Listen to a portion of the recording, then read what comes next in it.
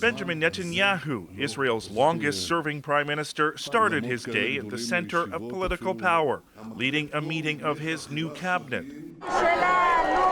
Then, just hours later, this difficult journey, trading the halls of government for this courtroom where his corruption trial got underway. Netanyahu, a polarizing figure in Israel for decades, continues to stir passions.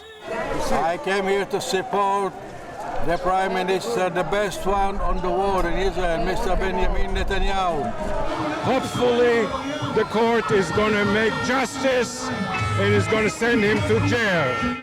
If convicted, Netanyahu could face years in prison.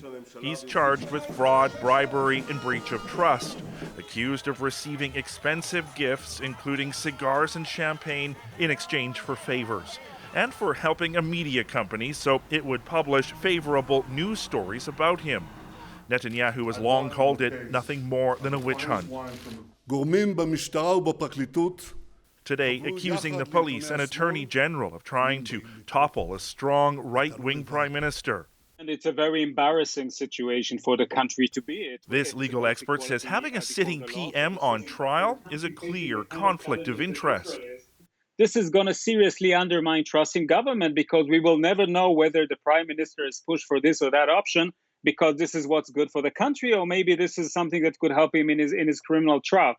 Netanyahu, though, is a political survivor. The opposition failed to unseat him in 3 separate elections in the past year.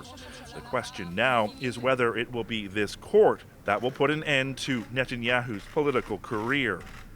Derek Stoffel, CBC News, Toronto.